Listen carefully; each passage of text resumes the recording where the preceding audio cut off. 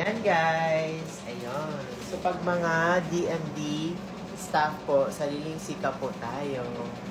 So si Sandy ang magpapa-laser daw siya ngayon. Tapos siya rin magka-calibrate ng laser natin. Para sa kanyang hyperpigmentation.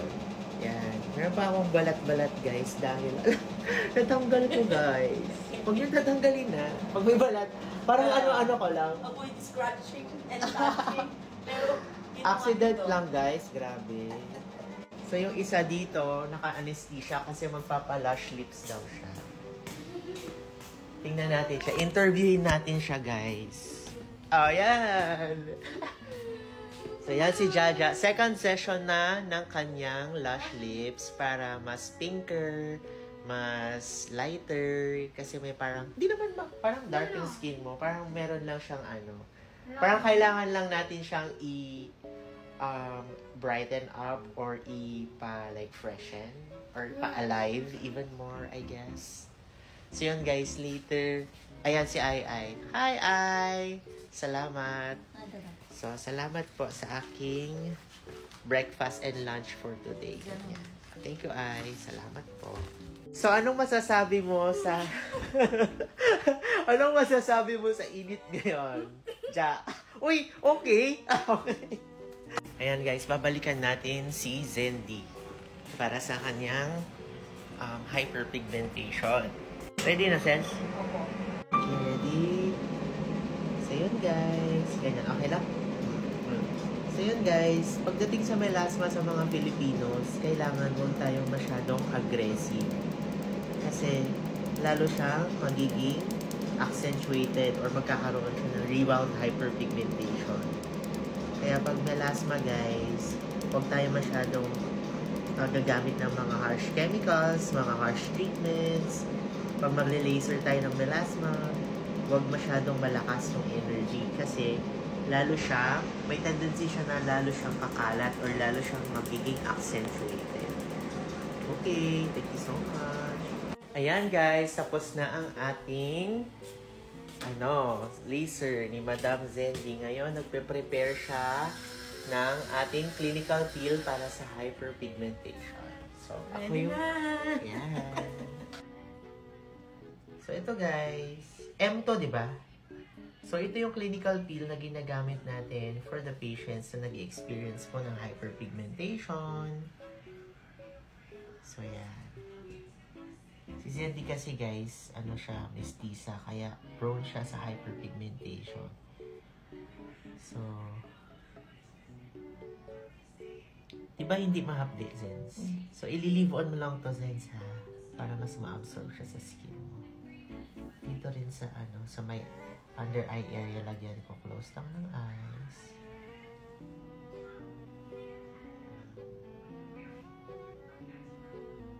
Okay. So, pag nagpa-peel tayo, guys, huwag natin kalilimutan. Yung sunscreen natin. So, yan. Okay. So, guys, ako na naman. So, neck ko ngayon, guys, yung ipipeel ni Sandy. Gaganti siya sa akin.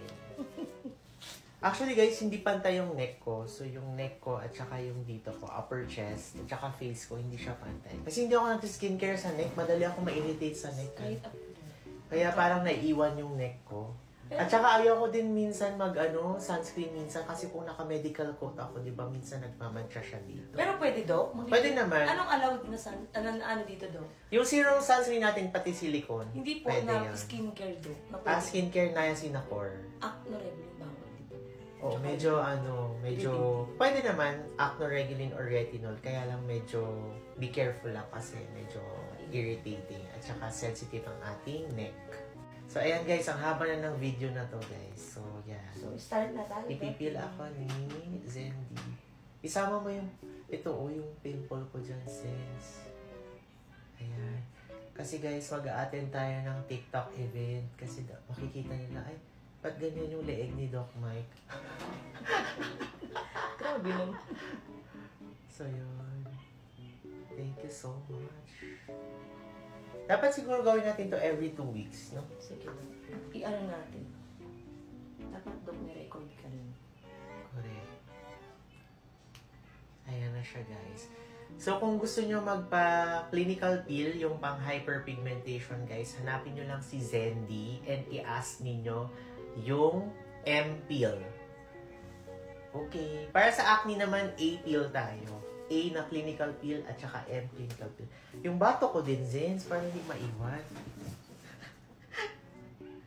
Ayan. For the batok. Pampaputi. Right. Next, Ivan. Okay. Okay. Hindi ka pa maging ano niyan, Dok. Glass skin. Glass neck. Maging glass neck na ako, guys. Ready na si Jaja for the lash lips. Yan. Ah, Tapos sige, sige. babalikan. I-close mo lang yung lips mo, ha? Tapos yan. Ganyan, okay lang. Close naman. Saan kayo sa May 1? Oh, Labor Day, ha? Bahay lang doon. Kayo, Dok? Wala lang, sa bahay lang din.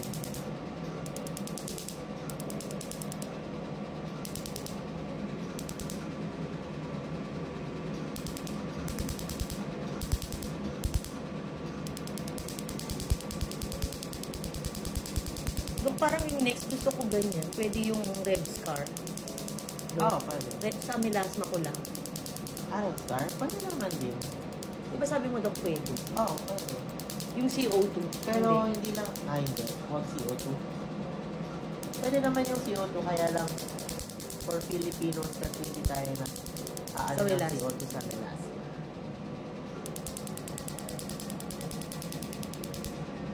Dok, don't forget my pill, ha? Anong feel mo? At tatanggalin? No, Dok. Ano? Kaya, oo. Yung melan. Tsaka ano. Pill ko si ano. Milano, di ba ano yung Paris yun? Ay, Italy ba yan?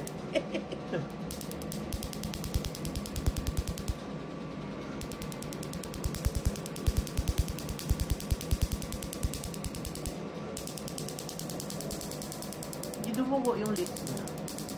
Hindi nga siya. Pero may pasyente tayong madugok no, Dok. Oo. Wait lang, lakasan ko para dumugo. Para dumuga, para kissable ka. Yung kay Sir Renz, di ba madugo din? Ito dyan. Yun yan, okay lang? Siya madugok talaga.